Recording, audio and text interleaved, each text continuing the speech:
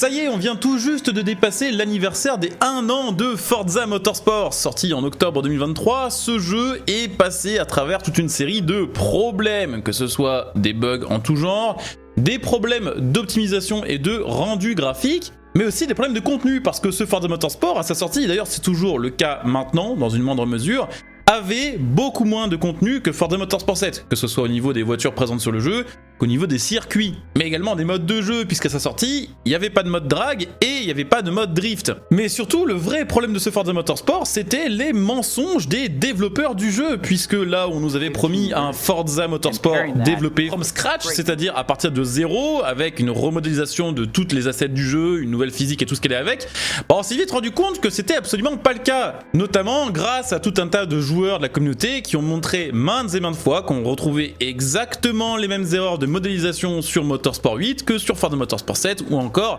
Forza Motorsport 4. Le développement du jeu from scratch, c'était la fameuse phrase built from the ground up, phrase qui restait un petit peu en travers de la gorge des joueurs et qui a fait que les joueurs ont été déçus et sont assez rapidement repassés sur d'anciens jeux, d'anciens Forza Motorsport, mais également des Gran Turismo 7, ou sont passés plutôt du côté des simus comme Assetto Corsa. Forza Motorsport est donc sorti depuis 1 an, et en 1 an, ce qu'il faut quand même mettre au crédit des développeurs du jeu, c'est que ils n'ont pas lâché l'affaire, alors que clairement il n'y a pas grand monde sur ce Motorsport, c'est clairement un flop au niveau des ventes, au niveau du nombre de joueurs. Mais ils n'ont pas lâché, ils ont fait tout un tas de mises à jour, environ une par mois, même si c'est un tout petit peu moins que ça. Et dans ces mises à jour, il y a tout un tas de choses qui ont été corrigées, améliorées, ajoutées. Et dans cette vidéo, je vous propose de faire un petit bilan des 1 an de ce Forza Motorsport, vous montrer toutes les choses qui ont été améliorées, retravaillées en 1 an, et faire une espèce de petit débrief de est-ce que ça vaut le coup en 2024 de s'acheter. Pour ceux qui ont vu la vidéo que j'ai fait il y a 6 mois sur le jeu, dans laquelle justement je redonnais un petit peu une chance à ce Forza Motorsport au bout de 6 mois, il y a peut-être des choses que je vais dire dans cette vidéo qui vont faire un petit peu doublon, puisqu'effectivement, vu qu'on va parler dans cette vidéo des choses qui ont été ajoutées sur 1 an, on va bien sûr parler des choses qui ont été aussi ajoutées sur les 6 premiers mois du jeu. Donc mes excuses d'avance s'il y a des petites choses qui font un petit peu doublon, mais je pense que c'est intéressant pour tout le monde qu'on reparle de toutes ces petites choses là. Pour info, sachez que si après avoir vu cette vidéo et après avoir vu les choses qui ont été ajoutées sur le jeu sur les 12 derniers mois, vous êtes tenté par l'aventure Forza Motorsport, sachez que vous pouvez l'acheter moins cher en donnant un petit coup de pouce à ma chaîne via mon lien Instant Gaming que vous trouverez sous cette vidéo. Je vous mettrai directement un lien qui vous ramène vers la fiche du jeu. Donc si ça vous intéresse, n'hésitez pas à jeter un petit coup d'œil. Et évidemment, si la vidéo vous a plu, je compte sur vous pour laisser un petit like à cette vidéo, pour vous abonner pour les prochaines vidéos, et surtout bien sûr pour me donner un petit peu votre avis en commentaire sur l'état actuel du jeu. Je suppose que parmi vous, certains ont acheté Forza Motorsport, ont peut-être beaucoup farmé le jeu, ou peut-être moyennement, et ont remis les pieds sur le jeu peut-être plus récemment pour constater les nouveautés. Dites-moi voilà un petit peu ce que vous pensez du jeu actuellement, est-ce que vous trouvez que c'est un bon jeu maintenant, est-ce que vous constatez vous aussi des améliorations, si oui sur quel point, voilà, n'hésitez pas à en dire un petit peu ce que vous en pensez, et puis même si c'est négatif, même si vous trouvez que le jeu est toujours moisi, dites-le aussi, c'est toujours bon à savoir et sera toujours utile pour les autres qui passeront par la section commentaires sous cette vidéo. On va commencer par parler de ce qui se voit le plus, c'est-à-dire les graphismes du jeu, puisque comme je vous le disais, à la sortie du jeu, ce Forza Motorsport avait beaucoup de problèmes graphiques, que ce soit vraiment de l'affichage, c'est-à-dire le jeu qui était vraiment beaucoup moins joli que ce qu'on nous avait montré, ce qu'on nous avait annoncé, mais également des problèmes de performance, notamment sur PC, même si on a eu aussi sur console, c'est vraiment sur PC où c'était absolument horrible, ou même avec une très bonne config, des fois on savait pas trop pourquoi on passait de 120 fps à 30 fps. Globalement ça s'est bien amélioré. Alors sur la qualité visuelle, effectivement c'est moins flou, il y a tout un tas de textures qui étaient vraiment pas très propres à la sortie du jeu, qui ressemblaient vraiment à des bugs graphiques qui ont été corrigés, donc c'est plus joli très clairement. Après, faut le dire, on est toujours très éloigné du rendu vidéo qui a été teasé par les développeurs lors de l'annonce de ce jeu. Ce qu'il faut savoir, c'est que les développeurs sur leur version du jeu, ils ont accès à plus de paramètres graphiques et des options de rendu que nous, on n'a pas et qu'on n'a toujours pas, et que peut-être on n'aura jamais du côté des configs PC, mais également du côté des configs console. Donc c'est légèrement plus joli, notamment en ce qui concerne les vues intérieures, où on n'a plus le côté granuleux dégueulasse qu'on avait à la sortie du jeu. C'est vraiment parti. Après, est-ce que ça fait de ce Forza Motorsport un vraiment beau jeu? À vous de juger. C'est vrai que clairement, face à Gran Turismo 7, je pense que les voitures, elles sont bien moins jolies. Sur Gran Turismo 7, les voitures sont extrêmement détaillées à un point où ça en devient parfois un peu absurde. Par contre, c'est vrai que les environnements sont quand même assez jolis, avec les différentes météos, avec les événements en course, avec les animations, avec le public. Ça, c'est vrai que c'est plutôt bien réussi. Donc c'est légèrement plus joli, mais surtout c'est beaucoup plus fluide sur ce point-là. J'observe vraiment une grosse différence par rapport au jeu, ne serait-ce qu'il y a 5 ou 6 mois.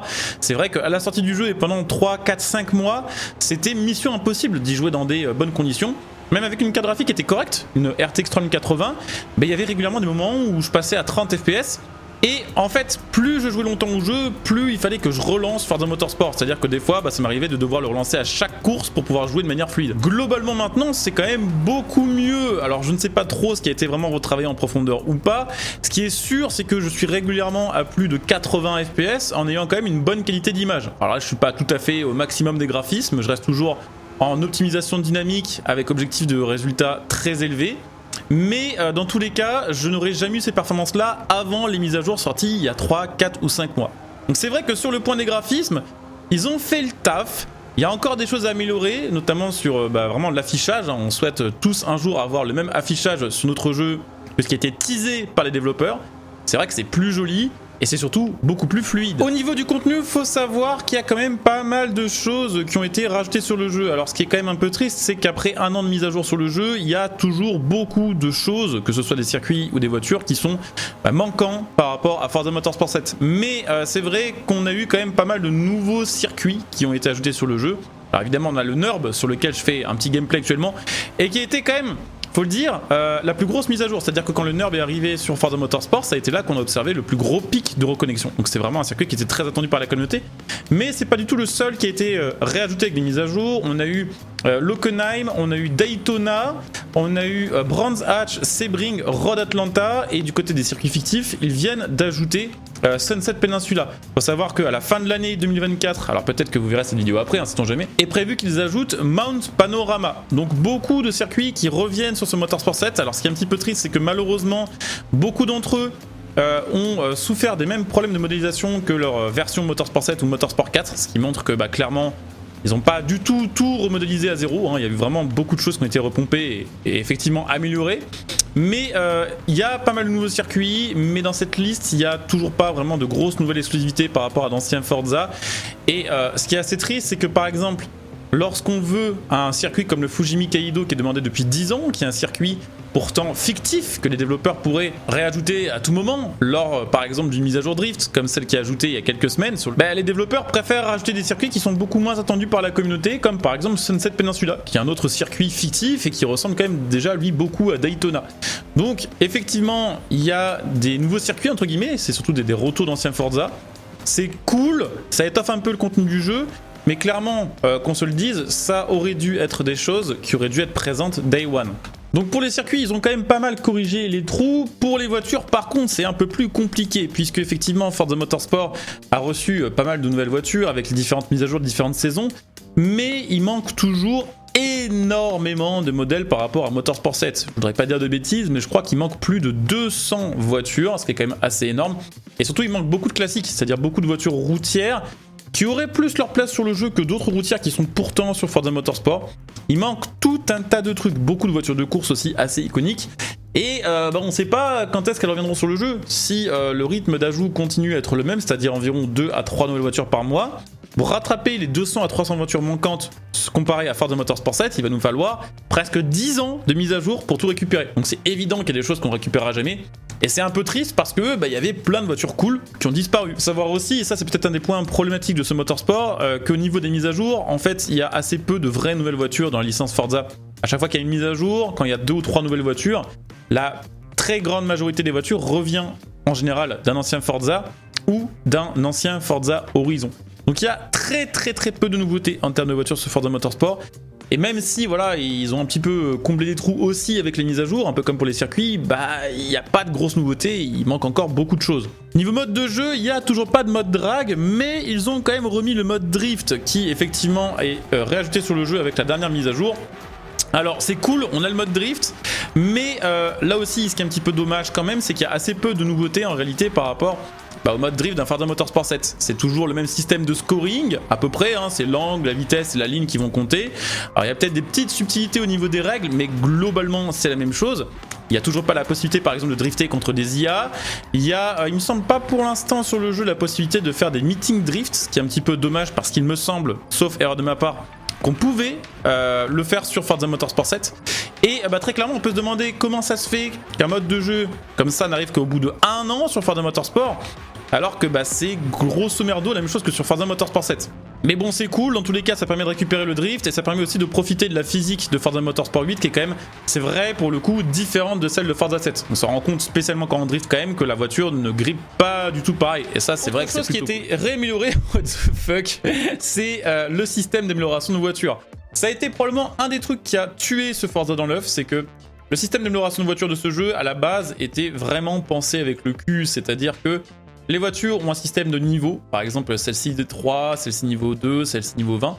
Et à la sortie du jeu, en fait, on débloquait les améliorations sur une voiture en fonction de son niveau, sauf que c'était super long de débloquer les nouvelles pièces, à tel point qu'à la sortie du jeu, il n'y avait que quelques voitures qui étaient jouées, parce que c'était la méta et que les gens ne jouaient pas autre chose, tellement c'était long d'expérimenter des trucs avec les voitures.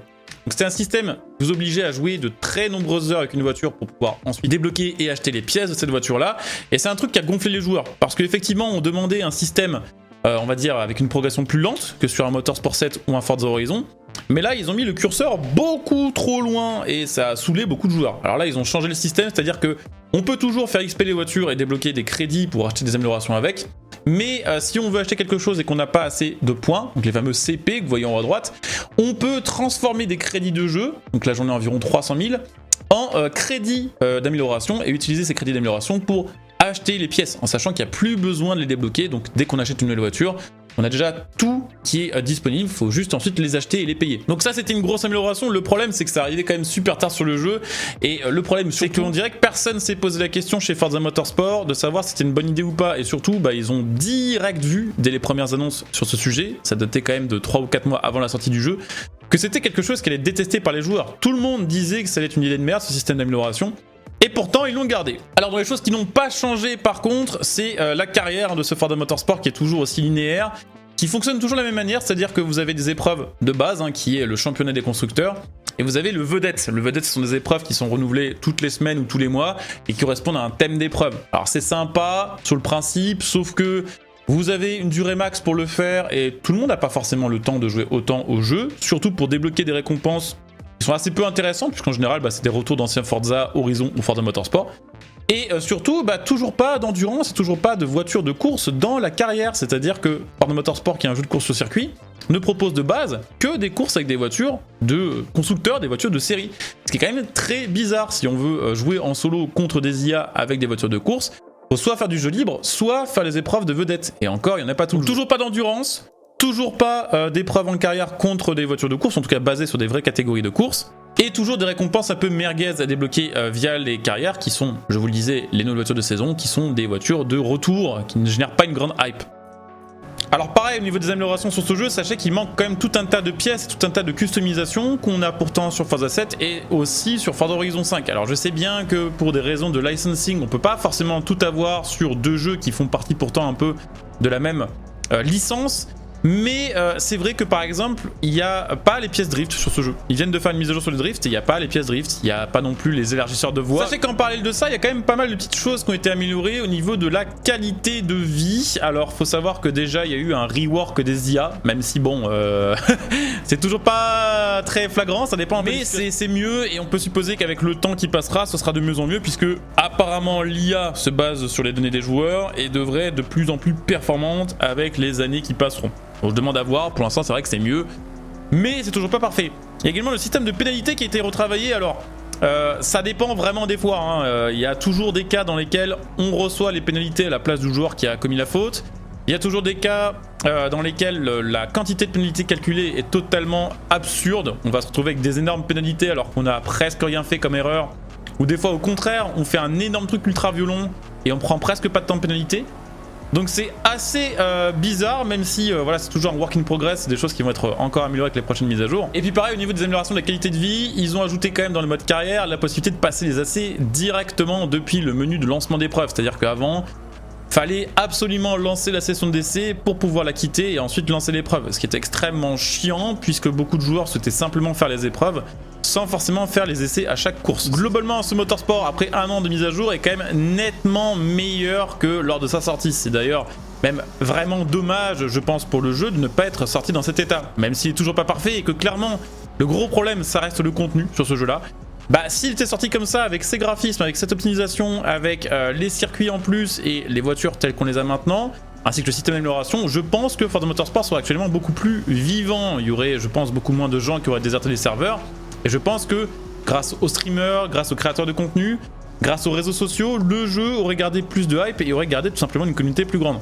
Le gros problème de ce Forza Motorsport, il y en a deux, c'est d'avoir été sorti trop tôt. Clairement, on manquait vraiment un an de développement.